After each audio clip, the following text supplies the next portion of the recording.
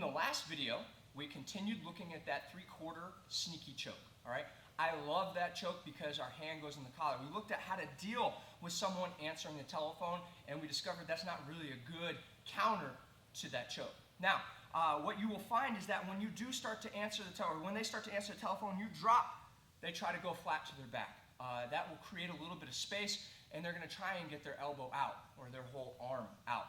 In that transition, it's important that we stay tight, but also it's very important that we transfer back into that mount position.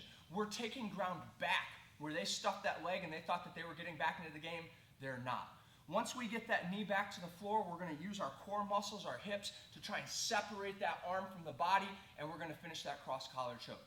The fact that our four fingers are in that collar so deep is going to give us a lot of leverage when we try to finish the choke. All right. So I'm here in mount.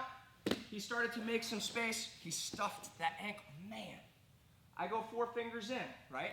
I allow him to come up, or maybe he shrimped, right? Move to your bottom, this way. Okay? From here, I got around that arm and I started to stuff it. I started to choke him, so he's going to try and take his back to the floor. You can't let that happen. If you let that happen, you're going to get to mount, but you're going to lose the ability to submit. So when you feel their back starting to go to the floor, I want you to bring your knee back over as well. You can see that this hand is basing, but I don't really want it to. When I let this elbow out, I want my head to transfer to the floor, okay? My hand needs to be here. So I'm here, he starts to transfer, I come here, and I'm gonna put my head all the way up on the floor. From there, guys, the position looks goofy, and it looks kind of like a head plant. And you're going to base on your head. Don't flop on your face. But the choke comes on super tight, super quick, okay? Again, same angle, and we'll get a couple different angles. So I'm here, he started to make some space. Oh, bummer, right? Four fingers in, I let him turn up. Control here. He goes to take his back flat. Look, I already transferred my hand. See that? That's super important, guys. I already transferred my hand. I'm going to allow my body and my knee to come to the floor, and that bottom hand is pulling. We're going to catch that bottom hand on the other side so you can see how it's tight against the neck, okay? So I'm here. He comes up. He stuffs. Four fingers in. I allow him to turn in. Control. I'm here tight. Now, hold on. This space underneath. Watch. As he starts to turn, my hand comes here.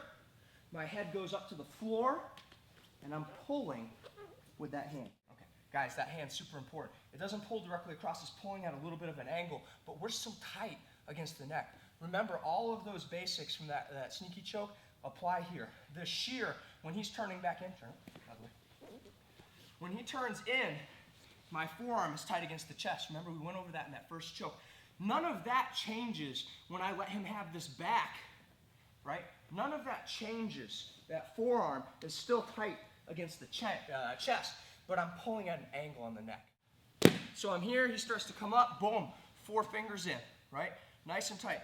I'm here, he starts to turn in, I shear, boom, he answers the telephone, I get him tight here. He starts to go back. I like to use my fist sometimes. Watch how I push forward with my pelvis. If I can get my knee over, that's awesome as well.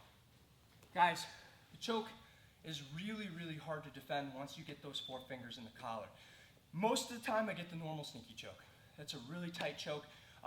If I don't get that, boom, they answer the telephone, we drop the shoulder, one arm darce. If we don't get that, they start to take their back to the floor.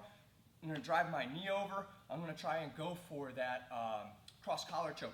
When I go for that cross-collar choke, remember, I am gonna plant on my head, but I'm planting on my head so that I can push with my pelvis. Their arms are going to be in that space, and they're going to try and defend with their arms by staying tight. But with your pelvis pushing on the bottom of the arms, it's going to separate all of that. Really tight choke, guys.